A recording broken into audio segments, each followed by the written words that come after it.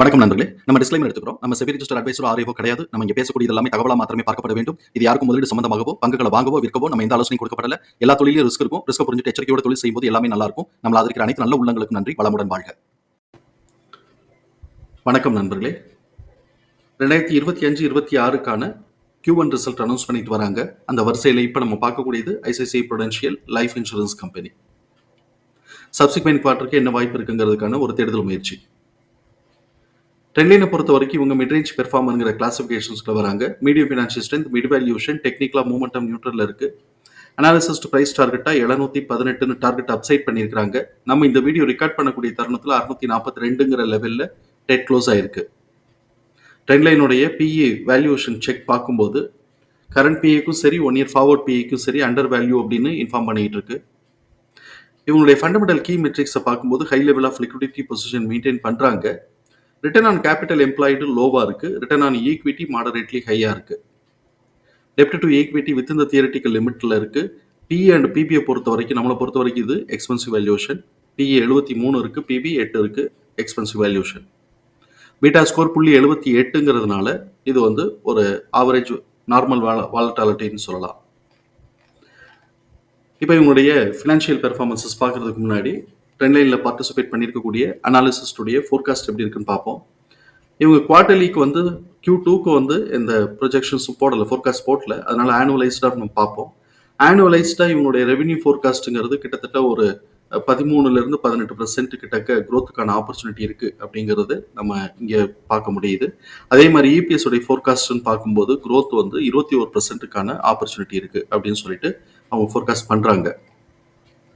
இப்போ இவங்களுடைய financial performances பார்ப்போம். ஃபர்ஸ்ட் நம்ம ரெவென்யூ மிக்ஸ் பார்த்துருவோம். ஆனுவலைஸ்டு ரெவென்யூ மிக்ஸாகவே நம்ம பார்ப்போம். இதில் இவங்களுக்கு வந்து மேஜர் ரெவென்யூங்கிறது நான் பார் லைஃப் இன்சூரன்ஸ்ல இருந்தால் கிடைக்குது. நான் பார் அப்படின்னு சொன்னால் நான் பார்ட்டிசிபேஷன்ஸ், அதாவது அவங்களுக்கு போனஸ் இதெல்லாம் கொடுக்க மாட்டாங்க, அஷ்யூர்ட் அமௌண்ட் கொடுப்பாங்க. தென் சப்சிக்வெண்ட்டாக வந்து பார் லைஃப் இன்சூரன்ஸில் வந்து 21% கிடைக்குது. ஸோ ஃபர்ஸ்ட் வந்து நான் பார்ல 48%, பார்ல வந்து 21%, தென் லிங்க்டு இதில் வந்து இன்சூரன்ஸில் வந்து 14%ஆகவும், ஆனுவிட்டி நான் பார்ல வந்து 10%ஆகவும் வருது. இது ஆனுவிட்டி நான் பாருங்கிறதெல்லாம் பென்ஷன் ஸ்கீம்ல வருமானு தெரியல எனக்கு. அதே சமயத்தில் ப்ராஃபிட் கான்ட்ரிபியூஷன்ங்கிறது லிங்க்டு குரூப்ல தான், லிங்க்டு இன்சூரன்ஸ் பாலிசியில தான் 63% வந்து ப்ராஃபிட் கான்ட்ரிபியூஷன் வருது. அதுக்கு அடுத்தது 14% லிங்க்டு பென்ஷன் ஸ்கீம்ல வருது. அதுக்கப்புறம் பார் பென்ஷன் ஸ்கீம்ல வந்து ஒரு 9%ஆகவும், பார் லைஃப்ல வந்து 11%ஆகவும் இருக்கு. ஸோ இப்போ இங்கே வந்து இதில் வந்து நான் பார் லைஃப் ரெவென்யூ கொண்டு வந்தாலும் லிங்க்டு இதுதான் பாலிசி தான் வந்து இவங்களுக்கு ப்ராஃபிட்டுக்கு நிறைய கான்ட்ரிபியூட் பண்ணுதுங்கிறத நம்ம இந்த இடத்துல புரிதலுக்குள்ள எடுத்துக்கிறோம். இந்த லிங்க்டுன்னு வந்துச்சுன்னா மார்க்கெட்டோட மூவ்மெண்ட்டுக்கு ஏற்ற மாதிரி கரெக்ட் ஆகும். ஸோ இப்போ இதில் நமக்கு என்ன ஆகும் அப்படின்னு சொன்னால், மார்க்கெட்டில் மூவ்மெண்ட் சரியாக வரல அப்படின்னு சொன்னால் இவங்களுக்கு வந்து ப்ராஃபிட் நிறைய குறையிறதுக்கு வாய்ப்பு இருக்குங்கிறதை இந்த இடத்துல இன்டர்பிரேட் பண்ணிக்கணும். தென் இப்போ குவார்டர்லி ரிசல்ட் பார்ப்போம். குவார்டர்லி ரிசல்ட்டில் இயர் ஆன் இயர் கம்பேரிசன்கிறது ஜூன் 2025 ஜூன் 2024 கம்பேர் பண்ணும்போது குவார்டர்லி நெட் ப்ராஃபிட் 34% இன்க்ரீஸ் ஆயிருக்கு. அதே சமயத்தில் ரெவென்யூ 0.2% குறைஞ்சு போயிருக்கு. Q2Q நம்ம பார்க்கும்போது கிட்டத்தட்ட நமக்கு வந்து ஒரு 10,000 கோடி ரூபாய்க்கு இன்க்ரீஸ் ஆயிருக்கு. நான் தோராயிரமா சொல்றேன், நான் அப்படியே எக்ஸாக்டா சொல்லல, தோராயிரமா சொல்றேன். ஒரு 10,000 கோடி ரூபாய்க்கு இன்க்ரீஸ் ஆயிருக்கு. அதே சமயத்தில் ப்ராஃபிட்னு பார்த்தோம்னா ஒரு 85 கோடி ரூபாய்க்கு ப்ராஃபிட் குறைஞ்சு போச்சு. இபிஎஸ் வந்து 2.1 இருக்கு. இது போன தடவையை காட்டிலும் 0.6 வந்து கம்மியாகுது.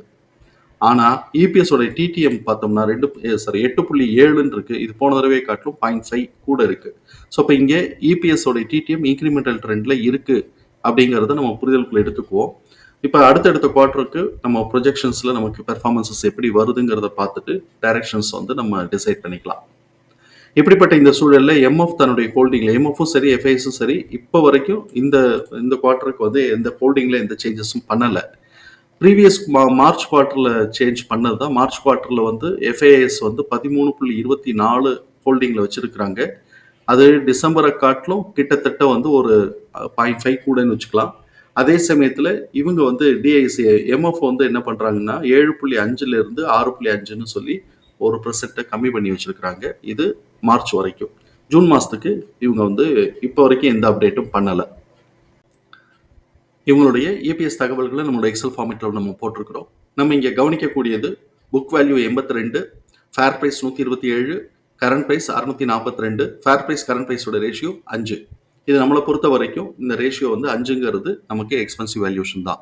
நார்மலாக நம்ம வந்து ஒரு அப்சைட் மூவ்மெண்ட், அதாவது புல்லிஷ் ட்ரெண்டுன்னு வருது அப்படின்னு சொன்னால் 1.5, 2.5ன்னு நம்ம நார்மல் கண்டிஷனில் பார்ப்போம்.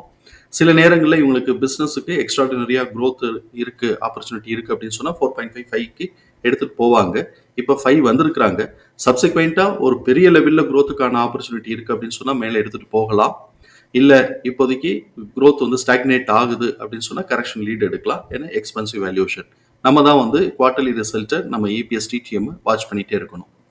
சப்போஸ் இப்போ இவங்க வந்து கரெக்ஷன் லீட் எடுக்கிறாங்கன்னு வச்சுக்கோமே, இப்போ நமக்கு ஒரு 0.25க்கு வந்து இதோட ப்ரைஸ் வந்து பார்த்தோம்னா 31 ரூபான்னு கால்குலேட் ஆகுது. அதை நம்ம 30ன்னு வச்சுக்கலாம் அப்ராக்சிமேட்டாக. சப்போஸ் 2.5, ஏன்னா நம்ம 1.5 to 2.5 அப்படிங்கிற ரேஞ்ச் வச்சிருப்போம். சப்போஸ் 2.5க்கு வந்து இது கரெக்ஷன், அதாவது அட்ஜஸ்ட் ஆகுது அப்படின்னு சொன்னோம்னாக்க இதில் பாதி தானே, கிட்டத்தட்ட வந்து நமக்கு 320 ரூபா கிட்டக்க இது கரெக்ஷன் லீட் எடுக்க வாய்ப்பு இருக்கு. ஆனால் நான் இது ஒரு லெவலுக்கு நான் சொல்லியிருக்கிறேனே தவிர்த்து மற்றபடி எவ்வளோ இறங்குது அப்படிங்கிறதையோ எவ்வளோ ஏறுதுங்கிறதையும் நம்ம பொறுத்து இருந்தால் பார்க்கணும். இப்போ ஏபிஎஸ் உடைய டிடிஎம் அனாலிசிஸ் வருவோம். ஏபிஎஸ் உடைய கரண்ட் டிடிஎம் பார்த்தோம்னா 8.8. இது ஆவரேஜ் பண்ணும்போது 2.2 இருக்கு. இதுதான் நெக்ஸ்ட் குவார்டருக்கான ஆவரேஜ் எஸ்டிமேட்டட் இபிஎஸ். இது வந்து Q1 காட்டிலும் கூட இருக்கு. நெக்ஸ்ட் குவார்டருக்கு எக்ஸிட் ஆக போறதை காட்டிலும் கூட இருக்கு. Q1க்கு காட்டிலும் 10 பைசா தான் கூட இருக்கு. ஆல்மோஸ்ட் ஈக்குவல்னு வச்சுக்கலாம். ஆனால் எக்ஸிட் ஆக போறதை காட்டிலும் கிட்டத்தட்ட நமக்கு வந்து ஒரு 50 பைசா கிட்டக்க கூட இருக்கு. அது 50 பைசாங்கிறது ஒரு 30% கிட்டக்க கூட இருக்கு. அதனால ஒரு நல்ல ஒரு அப்சைட் மூவ்மெண்ட் இப்பவே கொடுத்துருந்துருப்பான். அது போன தடவை ஆவரேஜ் நமக்கு வந்திருக்கும். ஸோ இப்போ அதை இப்போ கொடுத்துருந்துருப்பான். சப்சிக்வெண்ட்டாக அந்த இடத்துல சுற்றிக்கிட்டு இருக்கிறதுக்கு வாய்ப்பு இருக்குது. ஏன்னா இது வந்து அடுத்தது சப்சிக்வெண்ட்டாக இன்க்ரிமெண்டல் ட்ரெண்டை மெயின்டைன் பண்ணுறதுக்கான வாய்ப்பு இருக்கிறதுனால அவன் அந்த ரேஞ்சுக்குள்ளேயே சுற்றிக்கிட்டு இருக்கிறதுக்கான வாய்ப்புகள் இருக்குது அப்படிங்கிறது என்னுடைய பார்வையாக இருக்குது. சப்போஸ் இது வந்து எக்ஸ்பென்சிவ் வேல்யூஷன், அதனால நான் கரெக்ஷன் லீட் எடுக்கிறேன், ப்ரைஸ் எல்லாம் அட்ஜஸ்ட் பண்ணுறேன் அப்படின்னு சொன்னாங்கன்னா நம்ம ஏற்கனவே சொன்ன மாதிரி அதை பார்த்து கால்குலேட் பண்ணி எவ்வளோ தூரத்துக்கு அட்ஜஸ்ட் ஆகுறானோ பார்த்துக்கலாம். இவனுடைய நார்மல் ட்ரேடிங் பிஹேவியரில் இவனுடைய ப்ரைஸ் ரேஞ்சுங்கிறது 181லேருந்து 255. அது மிட் பாயிண்ட் 212ன்னு வரலாம். இப்போ இவன் இதெல்லாம் தாண்டி ஒரு 3 மடங்கு கூட தான் இருக்கிறான். அப்போ நமக்கு எக்ஸ்போனன்ஷியல் ஃபார்முலாவில் கிடைச்சிருக்கக்கூடிய ப்ரைஸ் ரேஞ்சுன்னு நம்ம பார்க்கும்போது கீழே 407லேருந்து 414, அதுக்கு மேலே 595லேருந்து 604, அதுக்கு மேலே 834 to 845 இது வரைக்கும் தான் நான் மார்க் பண்ணியிருக்கிறேன். இப்போ இவன் என்ன பண்ணியிருக்கிறான்னாக்க இது ரெண்டுத்துக்கும் நமக்கு வந்து மிட் பாயிண்ட் கண்டுபிடிக்கணும். ஸோ இப்போ மிட் பாயிண்ட்டை போட்டோம் அப்படின்னு சொன்னோம்னாக்க R1 R2 mid பாயிண்ட்டுங்கிறது 495லேருந்து 503, R2 R3 mid பாயிண்ட்டுங்கிறது 708லேருந்து 718. இப்போ இவன் இங்கேருந்து அப்படியே ஒரு அப்சைட் மூவ்மெண்ட் போயிட்டான். இப்போ போன குவார்ட்டருடைய ஹைட்டுங்கிறது இதுதான். இந்த இடத்துல தான் நம்ம கோடு போடணும். போன குவார்ட்டருடைய ஹைட், ஏன்னா போன குவார்ட்டருடைய ஹைட்டை பிரேக் பண்ணுறதுக்கான வாய்ப்பு இருக்கும். காரணம் என்ன அப்படின்னு சொன்னால் இந்த சைடு எக்ஸிட் ஆக போகிறத காட்டிலும் கூட இருக்குது, Q1 காட்டிலும் கூட இருக்குது. பட் Q1 காட்டிலும் கொஞ்சம் 10 பைசா தான் கூட இருக்குது. அதனால அந்த இடம் வீக். அப்போ நெக்ஸ்ட் குவார்ட்டருக்கு, அதாவது ப்ரீவியஸ் குவார்ட்டருடைய ஹைட் இங்கே இருக்குது, லோ இங்கே இருக்குது. ஸோ இப்போ இது வந்து நம்ம மார்க் பண்ணி வச்சுக்கணும். எப்போதுமே ஹைட்டையும் லோவையும் மார்க் பண்ணிட்டு இந்த பவுண்டரியிலேருந்து எவ்வளோ தூரத்துக்கு மேலே போகிறான் அப்படிங்கிறத நம்ம வச்சுக்கணும். இப்போ இந்த மாதிரி இருக்குது. இப்போ இதை ப்ரீவியஸ் ஹைட்டை உடச்சிருக்கிறான். ஆனால் இப்போ சப்சிக்வெண்ட்டாக கரெக்ஷன் லீட் எடுக்கிறானா இல்லாட்டி மேலே எடுக்கிறானா அப்படிங்கிறத மூமெண்ட்டை பார்த்துக்கணும். மூமெண்ட்டை பார்த்துக்கிறது மாத்திரமே இல்லை, நமக்கு வந்து இந்த ப்ரைஸஸ்லாம் நம்ம மனசில் வச்சுக்கிட்டோம் அப்படின்னு சொன்னோம்னா நமக்கு ஹெல்ப்ஃபுல்லாக இருக்கிறதுக்கு வாய்ப்பு இருக்குது. தகவல் பயனுள்ளதாக இருக்கும் நம்புறேன். தகவல் பயனுள்ளதாக இருந்ததுன்னா சங்கருக்கு ரொம்ப சந்தோஷம். நம்மளை ஆதரிக்கிற அனைத்து நல்ல உள்ளங்களுக்கு நன்றி. வளமுடன் வாழ்க. நன்றி நண்பர்களே.